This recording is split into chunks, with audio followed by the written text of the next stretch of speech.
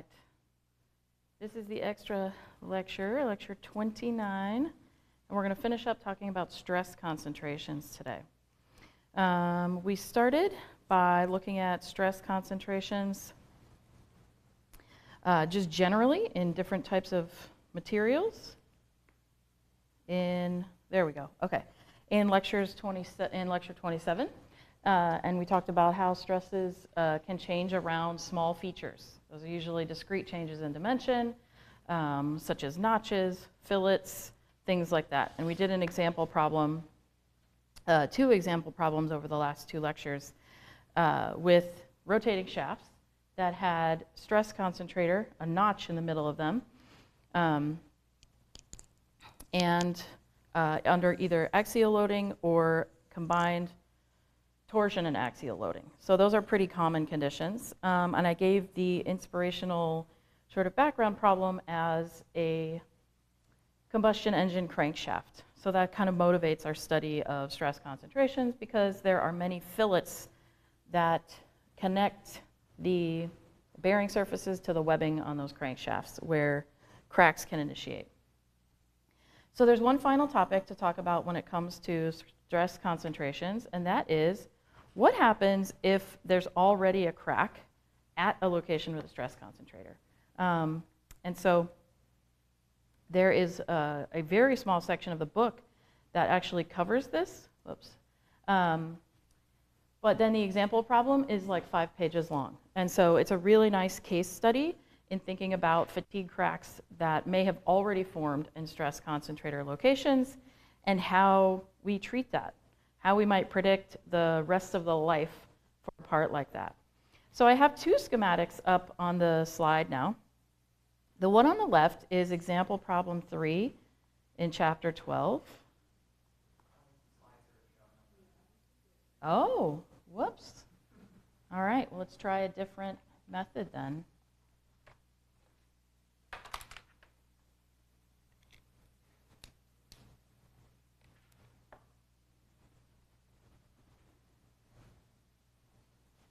Okay, excellent. Good, that was going to be a very long lecture with no schematics. Okay, so you can see the figure on the left is example problem 3 in chapter 12, and it gives us a notched plate. So the plate has some thickness, 0.38 inches. It has a nominal overall width, 5 inches, and it has notches at the sides that it says are created such that it can operate around other machines with clearance. So that's what this component needed to do. So some notches were created. And then there is a 22.5 kilopound released tension. So it goes in axial tension and release, axial tension and release. And upon inspection, a fatigue crack was found emanating from one side of one of these notches that is about 0.035 inches long. So it's very small. The schematic here shows this crack length A emanating out from the radius, but that is a very exaggerated dimension because 0.035 is much less than the radius of the notch, 0.5. But it's shown here as broken out so that you can see all of the different variables. So one thing we're going to think about today is the stress field at the notch tip and how we might estimate the size of that stress field and how it guides us then to think about the crack propagation and what kind of regime we're in. So for that, we're going to use sort of a modified distance, A prime, which is shown schematically here, and its definition is the crack length, A, plus some distance, D, into the that exists into the sample. And we'll talk about how to calculate those kinds of things. And so once again, we're not introducing any topics that are very complicated and fundamentally new, but we're applying some old techniques in thinking about a system where things are combined in a new way. And when I was reading through this example problem and the text, I thought it was a wonderful case study. And so I put on the right-hand side what we're going to compare this with. So the problem is Based on all of these things and some material properties, which I'll tell you about in a minute, what is the remaining life of this part on the left with the notch where a crack has been discovered? That's a predictive question that our text asks of us many times, which is very useful for estimating the life of mechanical components, the remaining life. And so let's compare that with a problem that we can already do, which is a fatigue crack has been discovered in the side of a plate that, that does not have any notches, right? So as an engineer, we may have a choice eventually. We may have a choice of which component to use. So do we use the component that does not have the notches? So we know it does not have a stress concentrator, and then there's a fatigue crack. Or can we use the notch sample, and what's the difference in the remaining life between the two? And so these are kind of things that can help guide design decisions in the future if you know that this piece will be used and it's the same material, so it has stable crack growth according to the same properties. If you know that this will eventually get a crack, but you want to predict the lifetime anyway, then you can use these two comparative examples to do that. So first we'll solve the easier problem, because we already know how to do that.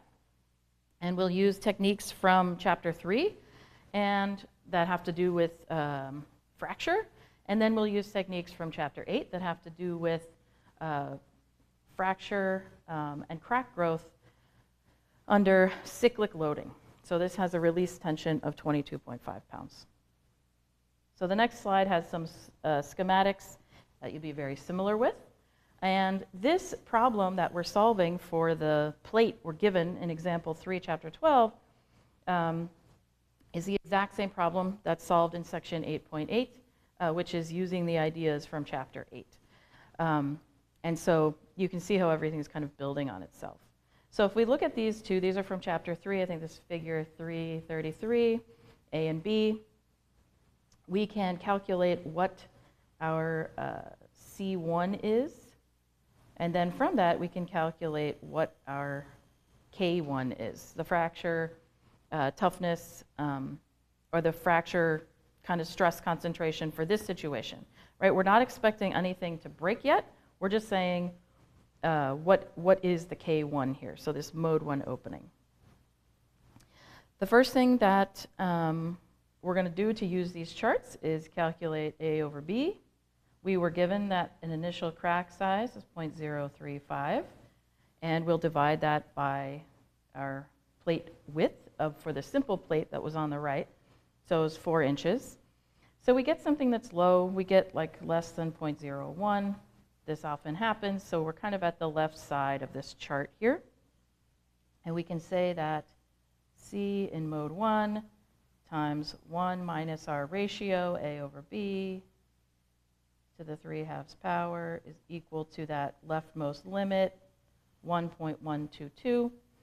So if we plug in our value for A over B here, which is something like 0.009, if we round it, then we come up with C1 is equal to 1.137. So this is also pretty common. That ratio is very, very low. These numbers tend to be right around here and not change very much. Okay, so far so good. Can we assume that can we treat this plate as plane strain condition? We can calculate our minimum thickness, for which we need in order to consider that. So it's a factor of 2.5 times the ratio of the fracture toughness in mode 1 for the material divided by the yield point of the material squared. So I didn't tell you anything about the material properties yet, but this is a 7075 T6 aluminum. And so they tell us to go back and look at chapter 3, where the fracture toughness is 26 KSI and the yield point is 75 KSI. So you can see it's basically a ratio of about 1/3. So you take 1/3 squared, multiply it times 2.5, and we come up with 0.3 inches. I have go to the next slide. I'm running out of space on here. Our thickness is 0.38. So we are above this minimum thickness for plane strain.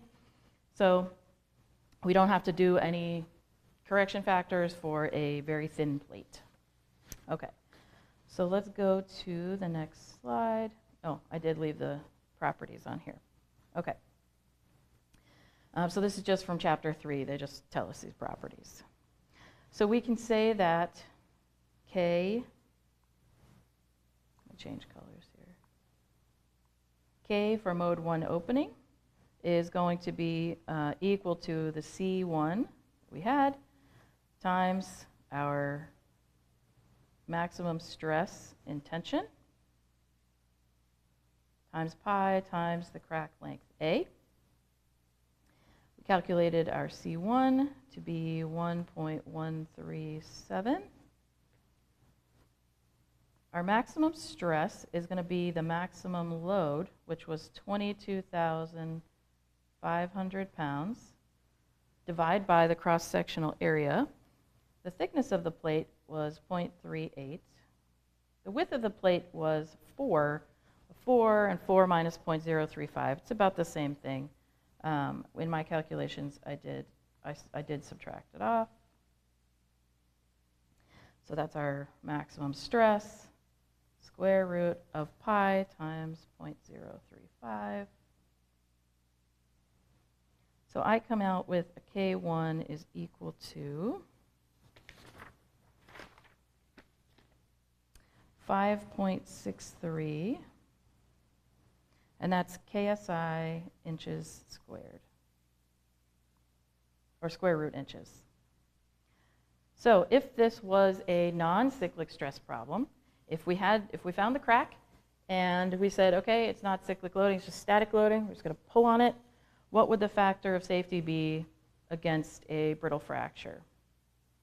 All right, we know what K1 is, so we can say that the factor of safety is the fracture toughness of the material divided by hours, and we get 26 divided by 5.63, or 4.61. So this is not really something we're doing to solve the problem. This is just saying if it's a static loading case, if we want to go through and check static yield, fracture, fatigue fracture, and we want to go through and test all of them, this falls along the way. So this would be for a static loading of 22.5 kilopounds. So clearly, it's not going to happen there. Okay. So in order to estimate the remaining life of this, we need a few things. We need the initial crack length, which we are given as 0.035 inches. We need the crack growth rate data, which we are also provided. So I'm going to write it here. It is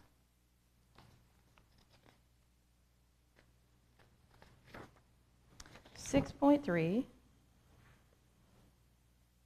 times 10 to the minus 7 times delta K to the 2.2 power. So this is a little bit different than some of the example problems that we did. Has a different exponent, different coefficient. We'll deal with that when the time comes. And it's important to note that the delta K here is in units of KSI square root inches. I spent about 20 minutes staring at this trying to figure out why it wasn't working. That was why, because I still had it in PSI. So this equation is given to us in KSI per inch. And then once we have those two things, we need one more thing, because we need to know how long we're going to do this integral, how long we're going to take it. And so we need to know our final crack length, or our critical crack length, for which we would expect this thing to fracture, right? So those are the things that we need.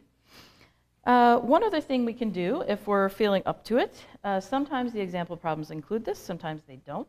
We can correct our initial crack length for the, what am I writing here? For the plane strain kind of radius that might add on to that. So I'm just going to do that calculation real quick. I don't think it's really critical to the problem, but we can have R gamma epsilon, and so that ends up being 1 over 6 pi times K1C over the yield stress to the second power. And so I come up with a value of 0.0064 inches. Our initial crack length was 0.035. So if we add that on, 0.035 plus 0.0064, we get 0.0414. So I'm going to use that length going forward as my effective crack length. Okay. So now we can calculate what is the critical crack length. And the example problem here, I'll talk about this in contrast to our notched problem, but for the unnotched problem with just the crack, they use the values for this critical crack just as a function of the initial crack properties, which I'm not sure is the best way to go about this. You could iterate, but that's how they go about it to get a first approximation. So let's say that,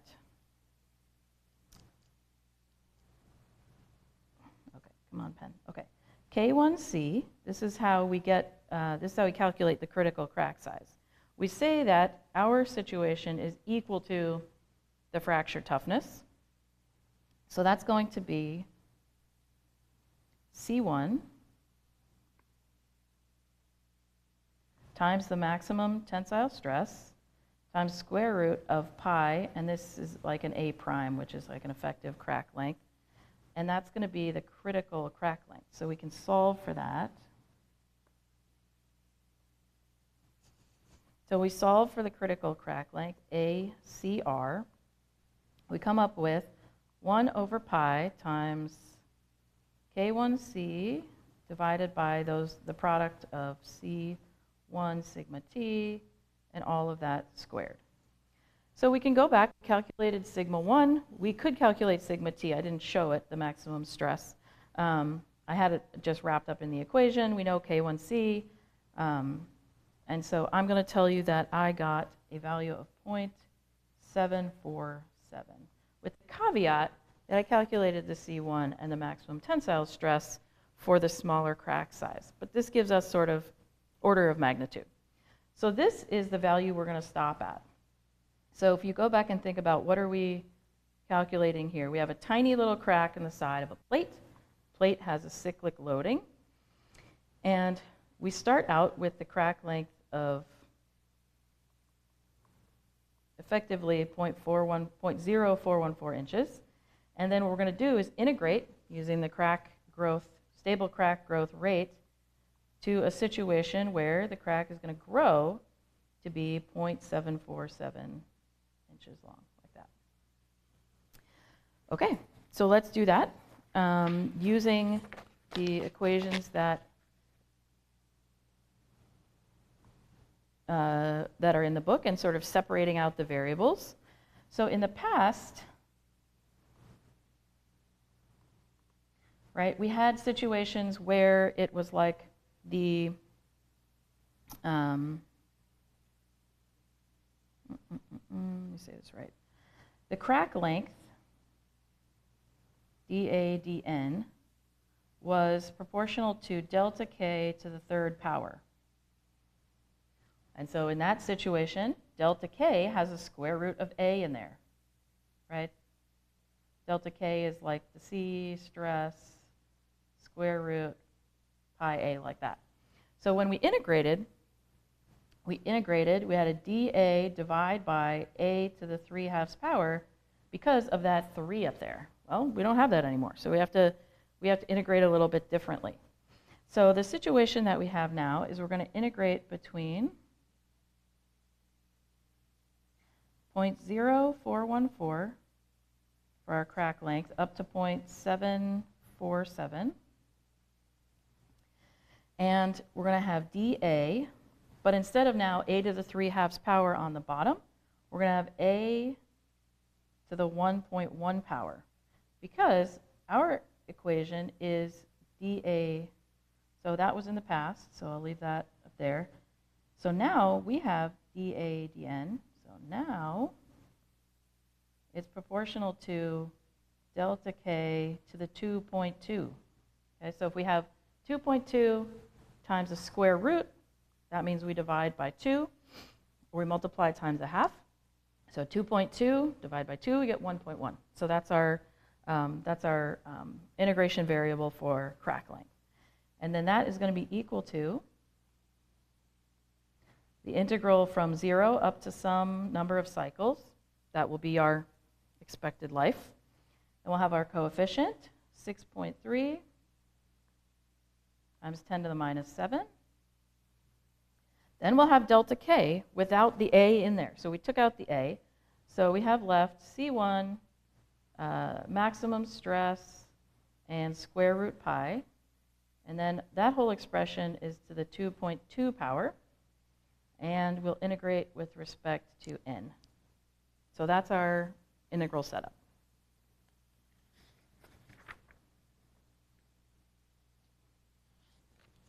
Okay. I believe if we do this out, we get minus 10 divided by a to the 0.1. And so we'll go between our two crack lengths on that side. And that is going to be equal to all of that stuff, which is a constant, times our final number of cycles.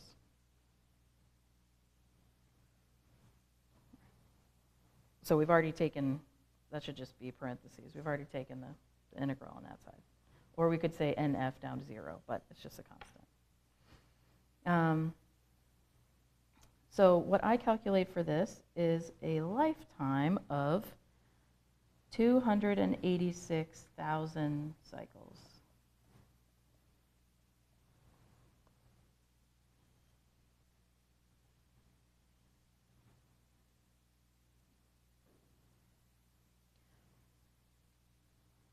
And this is not based on a stress life, it's not explicitly based on a stress life approach. Rather, it's based on stable crack growth and a fatigue situation where we actually take into consideration the crack growth at every cycle. And the crack grows with increasing rate with every cycle of loading according to delta K to the 2.2 power. So that's not a short life, right? Especially if our thing doesn't operate that quickly.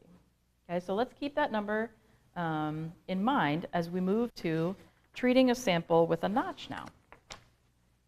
So the textbook gives a nice exposition, though short, on how to treat this.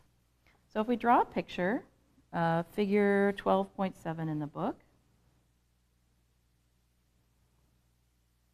this is going to be a cutout from a larger plate, and this is a notch in the side of that plate. We're going to split out the notch radius from the depth that the notch extends in, just so we have that split if that's the case. So D goes out to here, kind of an uppercase D, and we have a crack emanating from that notch root. So we're going to give the crack length little a, as we always do. And then this crack length here, this crack is not in just a stress field that's uniform through the thickness like we had in all of our prior examples, but this crack exists in a regime of higher stress. And so in order to account for that, we're basically going to calculate some kind of a field around here, something like this, that goes out some distance. We're going to call it lowercase d. It's going to extend from the notch root, and in this case, pass the crack length into the sample. And that is going to have a higher stress than the rest of the nominal stress because of that stress concentration. What else was I going to say about that? Oh, and then we can also define one more term, which is A prime. So this is going to be an effective length of a crack that we need to take into consideration for this whole plate fracturing, right? So we have the notch depth, capital D. We have the crack length A. We have the stress of sort of this local stress field with D. And so this effective crack length A is going to go out to this length of the crack that we had, like that. So that's figure 12.17, and that's how we're going to think about this problem. So if we have this, we need some way to estimate what is the stress around this crack that may be propagating. Because if we use the nominal stress, it's too low. We'll underestimate, or we'll overestimate the life. The thing's going to fail before we think it is. But if we use just the highest value of that stress concentration in that notch, then we assume that no matter how far that crack propagates, it's still in a super high stress regime. But we know that the higher stress is around the notch. It doesn't extend all the way into the material. So we're actually going to come up with a couple of regimes that we have to consider here. So there is a paper that this textbook works off of that says the depth of that stress field that we need to be concerned with is, and this is an empirical equation, so it's got a prefactor 0.13 times the square root of the notch depth d times the notch radius r. All right, so this came about due to lots of experiments and trying to put a rule to this so that we could use it for design. Okay. So this is going to allow us to define two regimes. Okay? And so we are going to have a regime where our crack length is less than the distance that stress field extends in. So we're going to say A less than small letter d. And when that happens, we can calculate sort of the stress intensity factors, these K1s, all of these things, for the crack without considering the notch root. Hang on a second. A less than D. Yes. Okay. So basically, if we zoom way in, this is just a crack in a plate. But in a regime where the crack length has grown, now outside of that stress, then we're going to start using the modified A prime, because these things have grown to a great extent, and really all of that is going to come into play. The initial crack length plus how far it is into the material. We can no longer say that this is a small crack, right? It's kind of grown into a large crack. So there's a distinction there. And so that's really all the book gives us as far as the expository section. They say, okay, go forward. And then they give a 5-page example problem. So let's look back now at the problem that we are trying to solve. And we probably will not get through all of it in this lecture, but I can finish it in the next lecture. So this is example 3, chapter 12. It's the same one we had before with our notched plate with a fatigue crack. So here it is. Just going to draw a cross section. Whoops, there's 2 notches, and then the crack comes out of one of them. And so we want to know what's the remaining life of this part. We've already calculated it if we didn't have a notched plate, but we just had a uniform cross-section plate all the way down. We got like 286,000 cycles. So the lifetime of this one, now we have to think about kind of what regime we're in and how we treat the different sections. So our delineating metric for this is that lowercase d is the stress field. So it's 0.13 times the square root of the notch depth times the notch radius, which we were given at the beginning. So it's 0.13, the notch root, I think, is it 0.5 and 0.5? Yeah. It's actually, they're equal in this case, so it's just 0.5 squared. All right, so that gives us 0.065 inches. So if we draw this to scale, our notch is ½ an inch, right? So we have the plate coming down.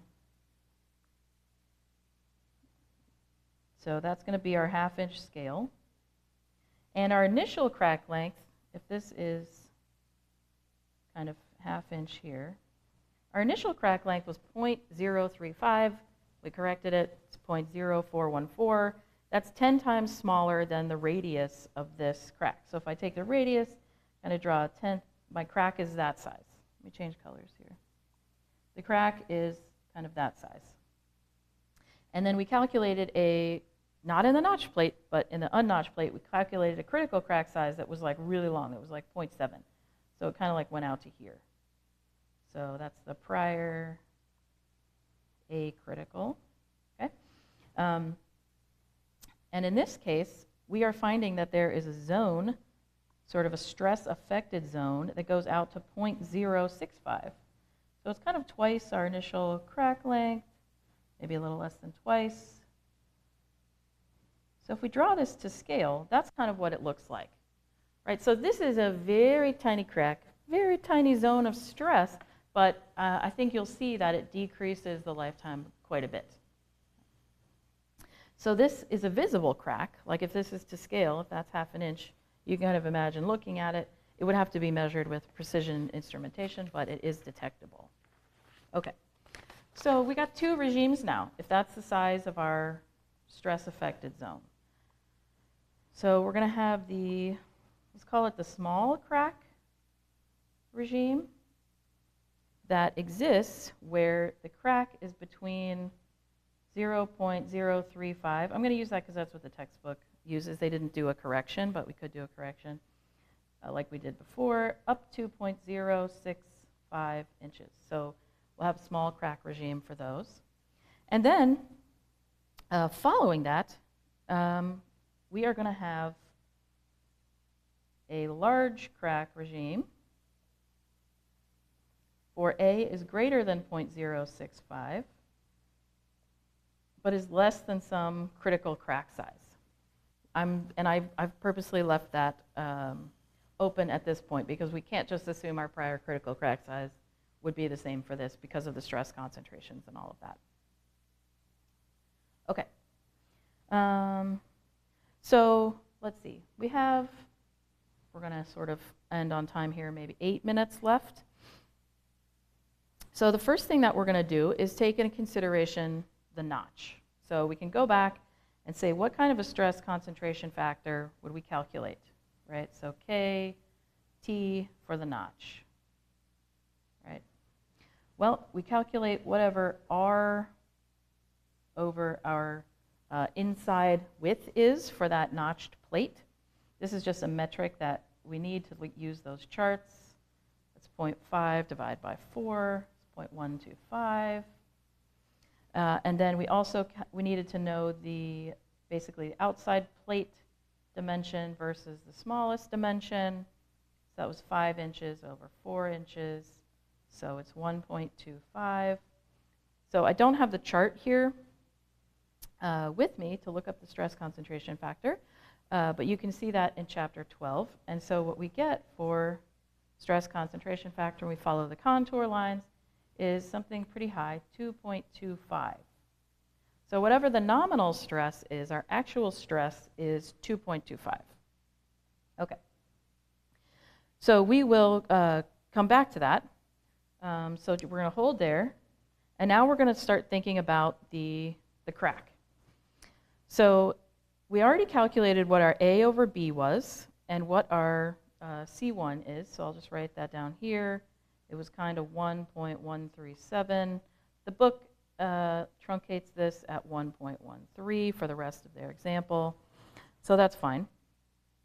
So now we can say that our K, sort of our K1, is, right before we would just have C1 stress and then the square root pi times the crack length.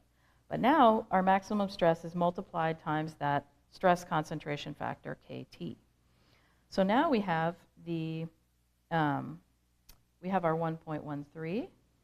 So we'll have variables down here. 1.13 times 2.25, right? That was our KT. And then we have the stress times square root pi A. And so if we do that, we can get a we can get an expression. I'm not sure this is exactly right in my notes, but that's what we can get for, this is for like regime 1. So our small crack regime.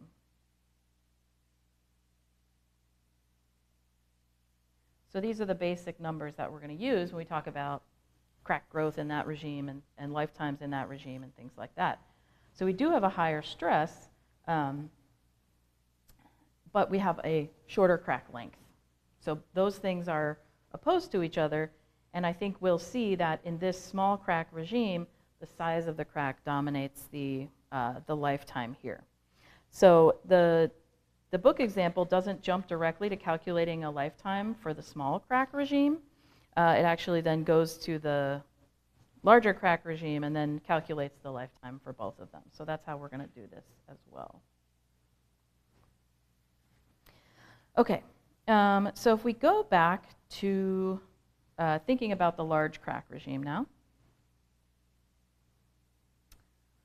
The large crack regime exists between 0.065 and some kind of critical crack length, which we will need to calculate. And if we use now a crack length of 0.065, right, we can again go back to that figure 3.33, make sure we're calculating all of our C's correctly and all of that. We come up with something that's basically the same, 1.13. And then we already checked for the plane strain condition. So now we're going to try to calculate some critical crack size here. But our critical crack size takes into consideration this large crack regime. And when you have a large crack regime, you can effectively think of it as the crack length.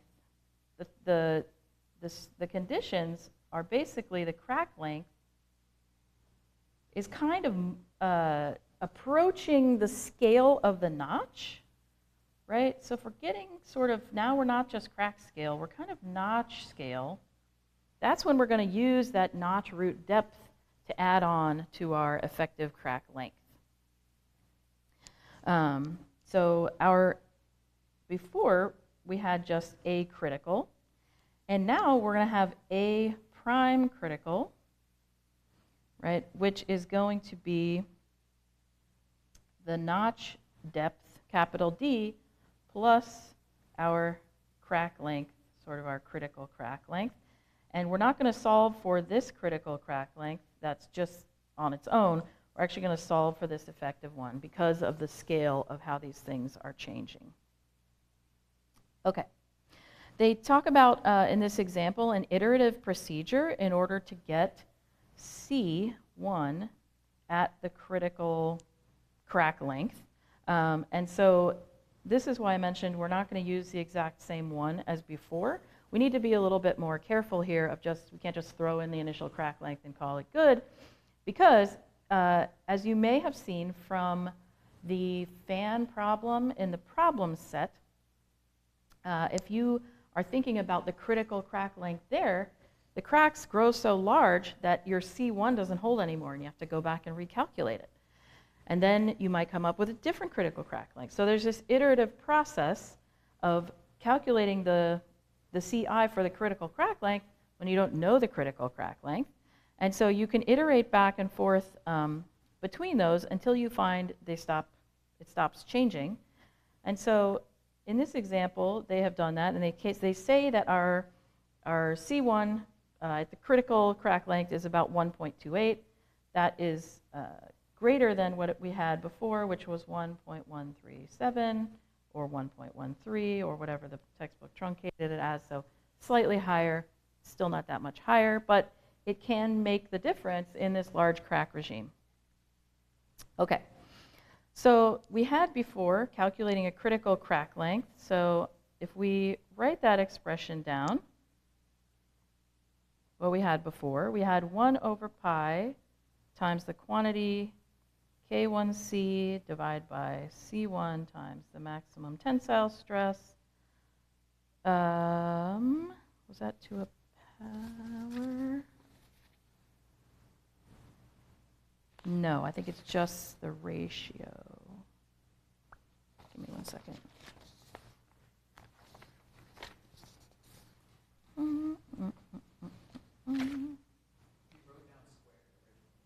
I did write down squared originally, and I think it is squared. Okay. Yes. Okay. And so our new critical crack length, which is like this effective one, which is the sum of our the D plus some critical crack length, I'll just write that here, plus a critical, is going to be equal to our K1C. That doesn't change. That still governs the whole thing. But now we have our C1 for the critical crack length. And our stress, and we're still going to use the same stress. You could correct the stress as well to try to get a different value. That's going to provide a larger solution if your stress is increasing and your C sub I is also increasing, I think.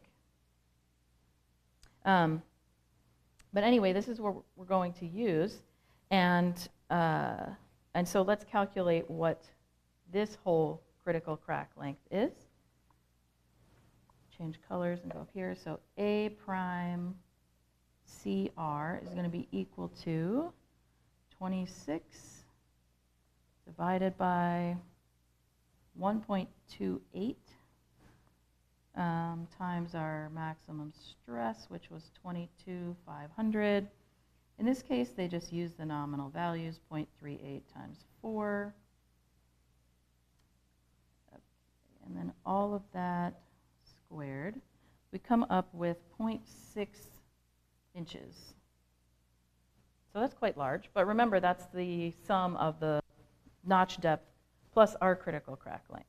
So the crack length that we care about now is 0.1 inches, because we subtract off the ½ inch, which was the notch depth.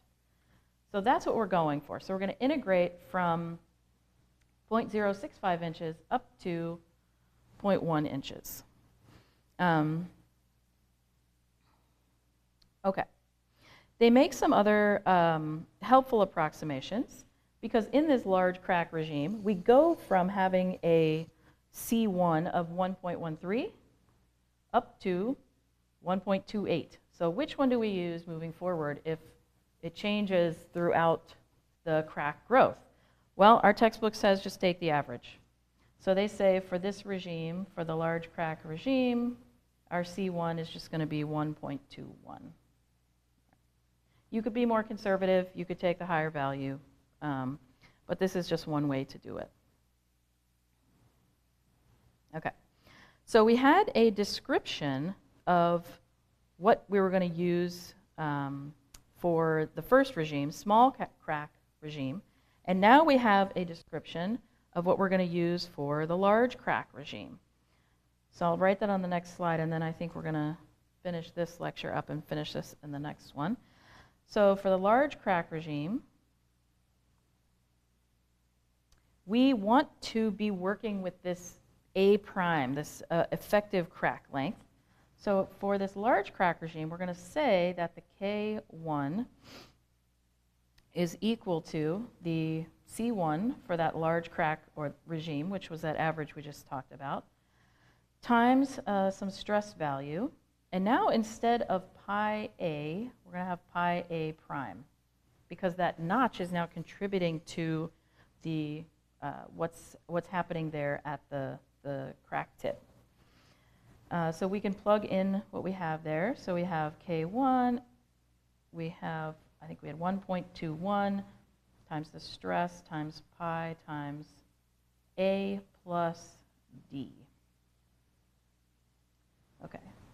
So this is what's going to govern our, whoops, that square root should go all the way across. This is what's going to govern the large crack regime.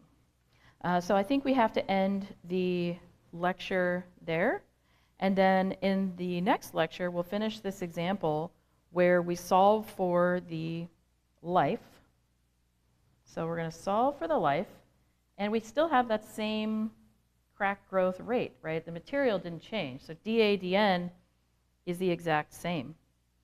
And really what we need to know is what to put in for the stress values for each regime, that's sigma. And then if we're integrating, we have D as a constant, so that comes into play a little bit, right? So we have now a bigger notch root in there, which we have to incorporate. And then we're going to do the same integration that we did before, and then we'll come up with a lifetime for the small crack regime, let's say, A less than D. And then we'll come up with a second lifetime because we pick up with the large crack lifetime where the other lifetime ended for A larger than D. And then if we add those lifetimes together, then we'll get the overall expected remaining life. So we'll end there for today. Thanks.